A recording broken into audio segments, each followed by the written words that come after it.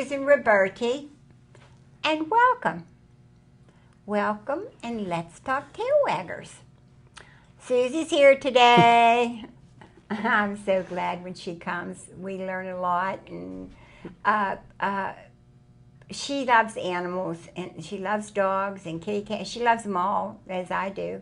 And I think everyone gets a double dose of what goes on with animals when she comes. But before I get started, I would like to say thank you to my camera person. Thank you, sir. You know, BPTV is all volunteers, and you are more than welcome to come up and do a show. Learn how to do cameras, which is a very nice thing and will help you sometime in your life. Or just come up and pay a visit and see what a wonderful little corner BPTV is.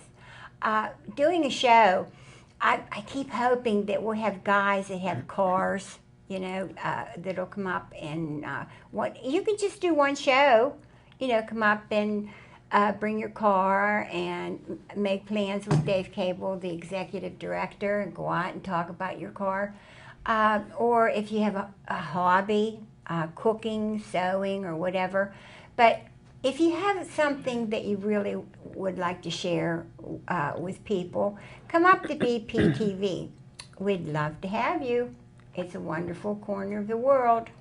Now, I'm going to say hi, Susie Smith. Hi, Susie Roberti. It's nice to be here. Oh, I'm so glad. I'm so glad. Oh, I love being here. Oh, I know. It's like home. Feels like home to me. It is, because I always, when I met you and found out how much we had in common, I remember I told you it was like the Lincoln Kennedy comparisons. We have the same initials. We've both been dog groomers forever, and it was like destiny. Yeah, we really we agree on. You have no idea. I had my own shop and bought my own home, and I mean it was a lovely time in my life. Mm-hmm. It really was, but it was hard work, and people don't realize that either.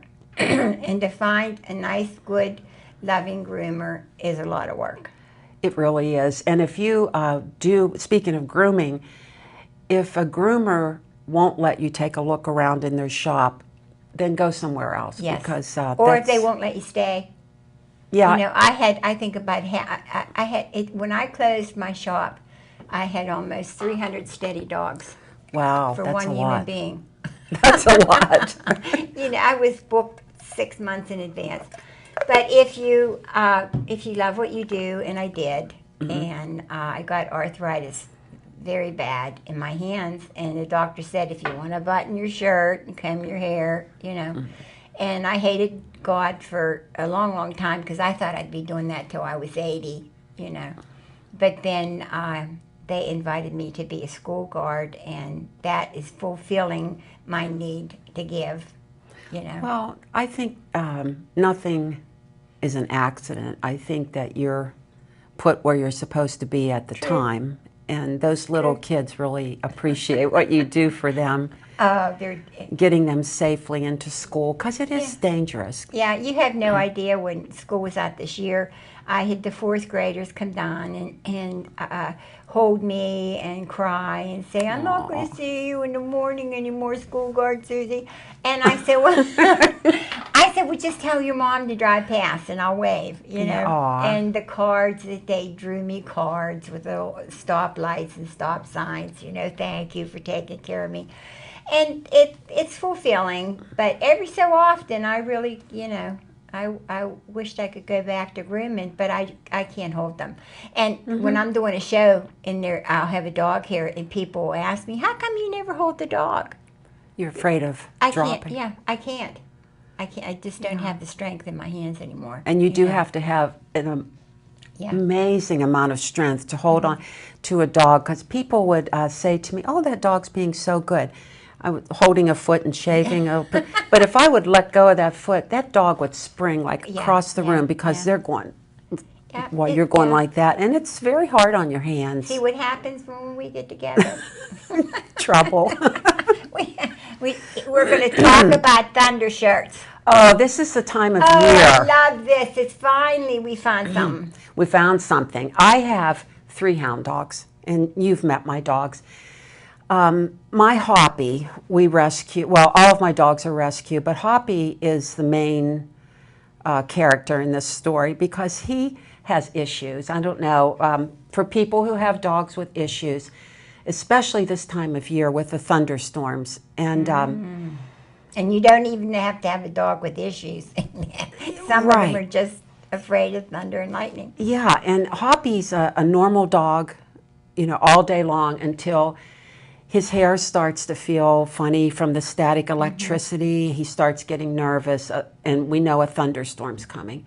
But And they do feel it.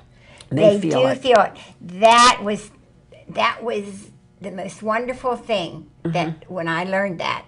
It just took it all and put it in place. Because dogs' noses, they never will know how many smells that they can. It's possible for them to smell. But I did not know that. I always had a suspicion, but I did not know that when the lightning goes in the sky, that it lifts their hair and the static electricity hurts them. I mean, it's not like, you know, when you go click click in the wintertime kind of thing, you know, when you yeah, touch somebody. when you touch the wall or This something. sincerely hurts them, and to the point of that's why they go run under something, or they howl, or, you know, they'll dig Oh, to the try to digging. get away. The digging. I had a little guy that we got from the Humane Society, and he used to go. He'd be sound asleep, and he'd go under the bed, and he would just scream. And you're sound asleep, you know. You get up, pull the mattress because you thought he was killing himself. But I'd take him in the cupboard. I'd put towels in the crack in the door so he couldn't see the lightning, you know. But he heard the thunder, and he put 2 and 2 together. Yeah. But it really hurts them. And now we know why. But you know, I should have known that before because and I kind of, you know, go like this now because my husband and I got caught in a storm on a trail. I told you a few years back. It was a sunny day. We're down in Morgantown biking on a trail. We're 8 miles out from civilization. We're out in the woods. Well, it starts storming and it starts lightning really bad. And we couldn't hide under trees. You know, you don't want to go hide under a tree. So we just kept biking. But as we were biking, we could feel all the hair on our arms going up, and we could feel the static and not knowing whether we were going to be struck or not. But we had to do that 8 miles. And as I think back, I should have thought of that in the beginning. But I take my dogs to Dr. Voles at Brush Run Veterinary Clinic. And he, you know, he had to put Hoppy on medication because He was getting bad. it was uncontrollable. It was to the point where he was, when it would lightning and thunder, he would try to work his way into me. And I've got lots of scars to prove it. And I would try to, he weighs 80 pounds, and I would try to pull his arms off of me, and I would try to hold him really tight, but he didn't want to be held tightly, didn't want to be squeezed. So he was on medication, and that seemed to help, but not enough. And the little one, actually didn't recognize Hoppy. Alvin, when Hoppy would go into these panic attacks, and I don't know if anyone out there has dogs like 2 dogs where one doesn't recognize the other. And I explained that to my smell. vet. It was They're the smell. different smell. Because he had some kind of fear smell, pheromone, coming out of him that Alvin could tell. And Alvin would take a little sniff, and it was like, oh, that's not Hoppy. It looks like Hoppy, but it's not him. So let's fight. So let's fight. So then, you know, we're in the middle of dog fights, and they love each other. These 2 absolutely are together all the time. So we just, you know, we didn't know what to do. It's your wit's end. We were at wit's end, and, you know, they're on medication. In fact, the little one ended up on medication too. And it was helping some, and I totally, I agree with the doctor. They do need this medication. But the icing on top of the cake is this little thing right here. The magic. This is, and I refused to get this because I thought this is silly.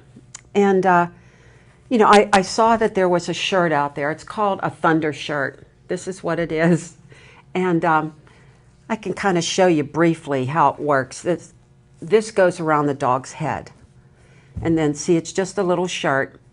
But it has two layers. You put it around them. I don't know if I can show you this real well, but you wrap it around, and then the second flap comes over. And if you get one of these, it explains to you perfectly.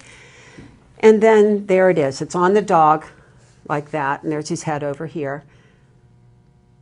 And this is all it is, Susie. It's stretchy material. And you know how like a winter sweater, when you take it off of a dog, you feel all that static? This has no static. When I take it off, it doesn't stick at all. But I thought, this can't possibly work. And I could have got it 6 months ago. But I thought, it's not going to work. You know, they're taking drugs. You know, we're trying everything. We separate them. We go in the basement. We turn the music up. We laugh. We try to act like things are fun and everything, but it wasn't working. No. We put this on him, and I called you. I know she did. She truly did. Hoppy he's opened all the cupboards. He's ripped up the carpet. Mommy loves him. He doesn't get in any trouble. But he's pulled all the drawers. He pulls utensils out of the drawers. He goes into like the pots, where the pots and pans are, and goes in there. Just freaks. Totally panic attack. I put this on him. This is actually the little dog, so Hoppy's is bigger. But he stopped barking, and he stood. And it was like, what's going on? But he immediately stopped barking. Now, this does not work for every dog. And it's not 100%, like he still drools, but it's manageable. We haven't had any fights. They run, when I pick this up, they run to get into these because it lowers their heart rate. The compression around the chest lowers the heart rate. And somehow it's stopping that static electricity feel that the hair goes up and you know, you just feel like something's burning you. And he doesn't jump up anymore with this on, although he could jump up because, you see, it's just a stretchy shirt. Yeah. But he focuses down instead for some reason. So if he's going to dig anything, it'll be like I'll throw some towels around on the floor and just let him do what he has to do. But it has totally stopped all of the fighting. Insanity. The insanity. It stopped the insanity. And I've heard people say, well, my dog still pants or whatever. Don't worry about that because that's small stuff. Nothing is 100% when you're having a major panic attack. But this has actually saved our lives because, you know, Fireworks. Fireworks. This goes on every Friday night. Yeah, because they might not give them, you know, the static electricity, but they hear that. And it transfers to like, oh, a storm's coming. A storm's coming. Yeah. And when you put that on them, then it calms them down. Well, it's unbelievable. Now, if Hoppy gets, he's a high-strung dog. He was very sick when we got him from a Humane Society over in Pittsburgh. He was very sick. He almost died, and they told us, you know, we took him anyway. And we said, we're going to get him fixed and make sure he's okay. But he had pneumonia, and we had to sign papers at the emergency hospital to give him so many heavy antibiotics. And I don't know if that could have done something to Hoppy, but he's nervous.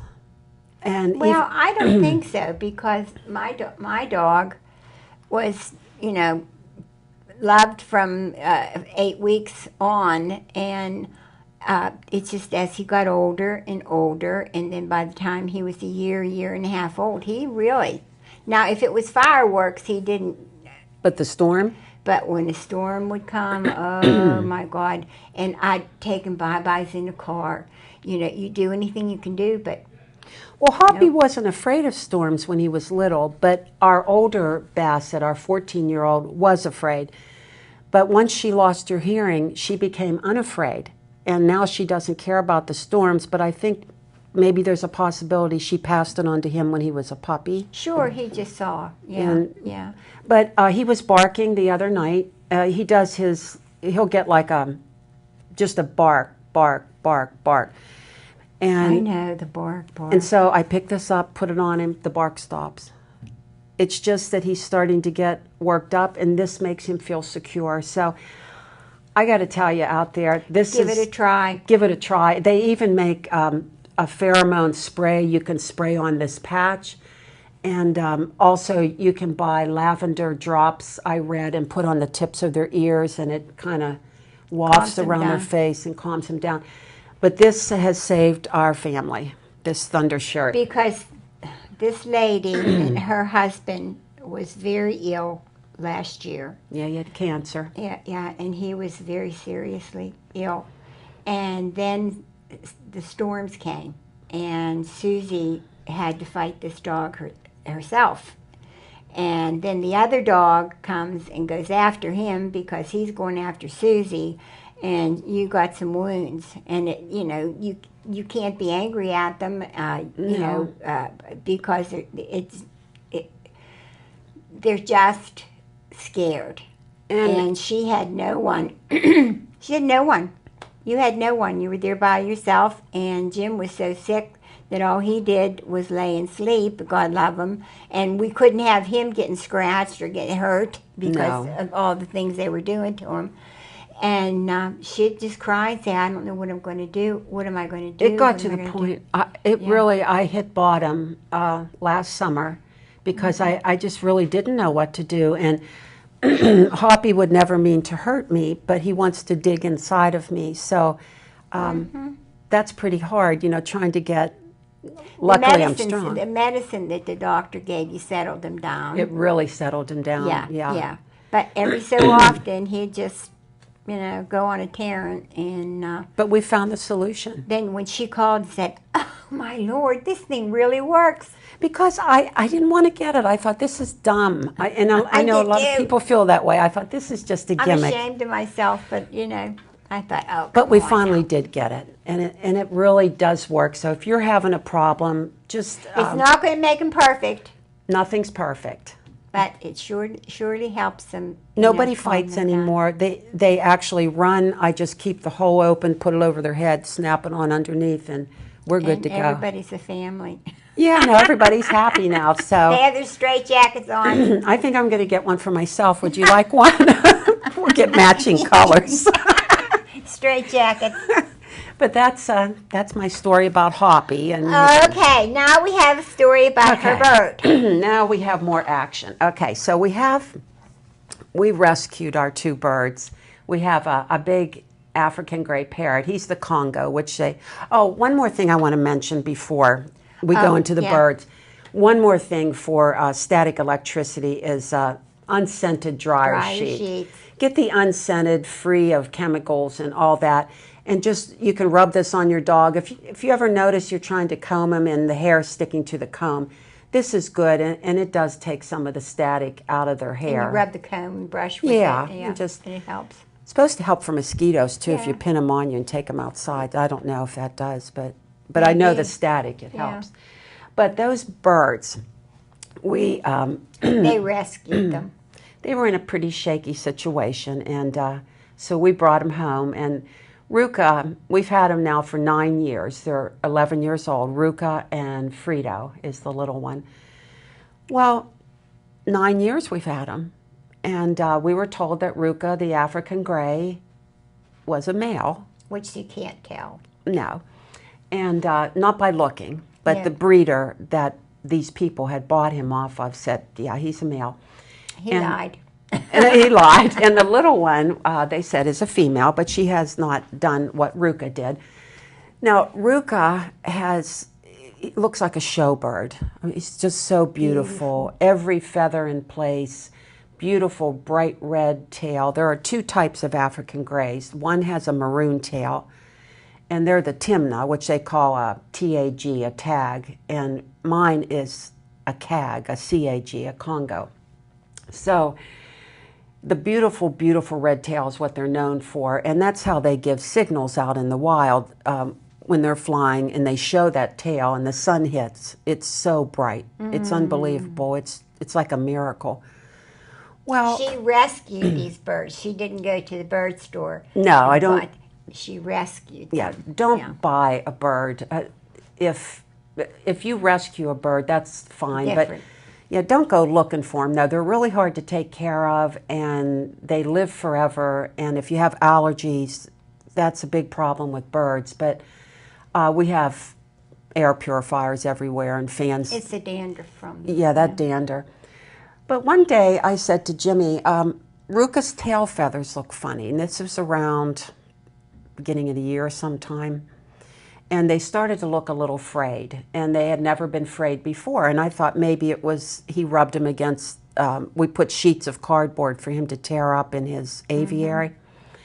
And I thought, oh, maybe he rubbed his tail against there. And then within a couple days, I said, there's a couple tail feathers missing.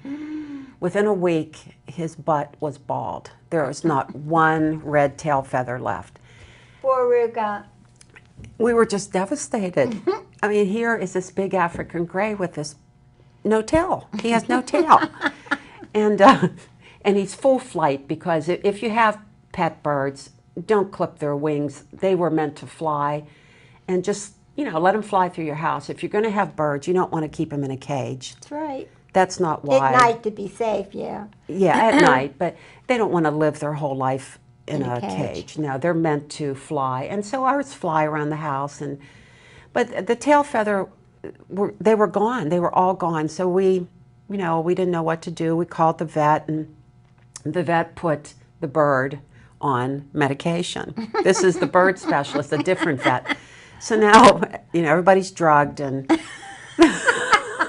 in the house.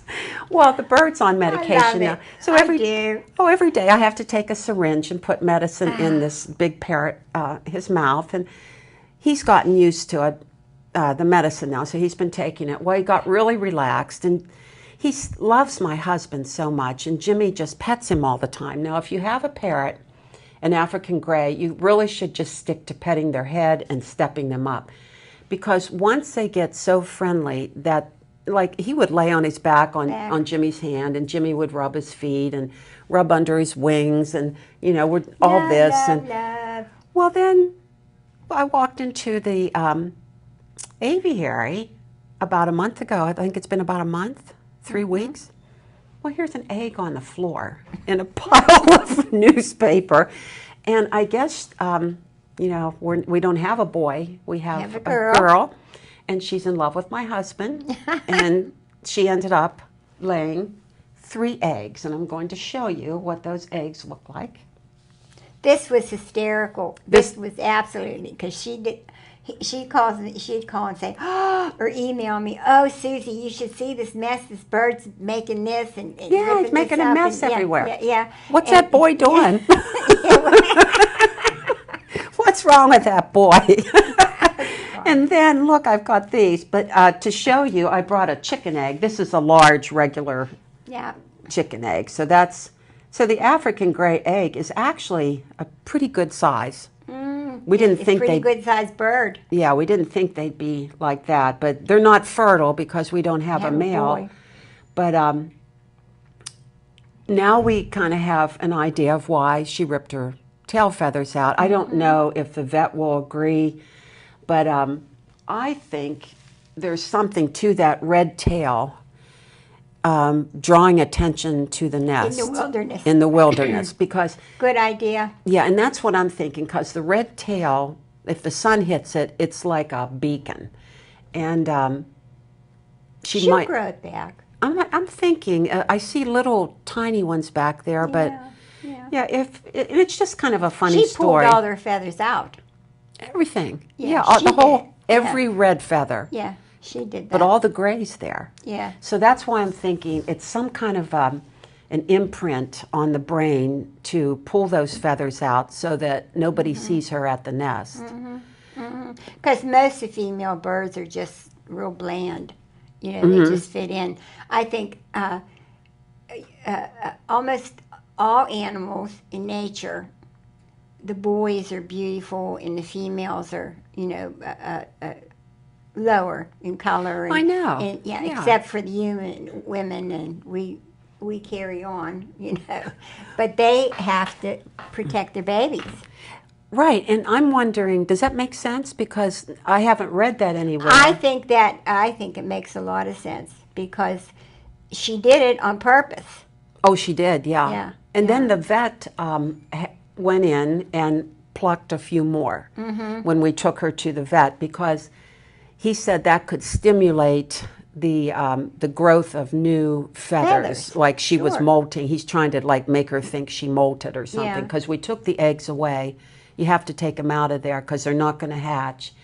So if this happens to you, if your bird starts, you know, picking feathers out, try to think of what. That was the last thing in the world that we thought. Oh, yeah. About that bird. That big about boy. her. What's Yeah, he doing? Because she was old, you know. She's yeah. 11. Yeah. And she's this has 11 never years old. happened before. Yeah. And it was Susie called up and said, "Guess what?"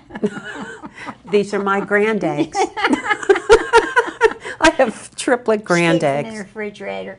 Yeah, I'm Yeah. going to have to do something with them so I can preserve them. But To prove that you got them. It was it was an beautiful. yeah, it was an experience. It was beautiful. I mean, it was just an eye opener, though, and you know, I felt that I did something wrong, or you know, we've had a lot of changes, like especially when you said about Jimmy last year. Yeah. Because I cried most of the year, and that didn't affect the birds. You know, I tried Yeah. not to be emotional. Try not to be emotional in front of your birds if you do have birds, because they are seriously imprinted Oh yeah, on they their sap people. it up. Yep.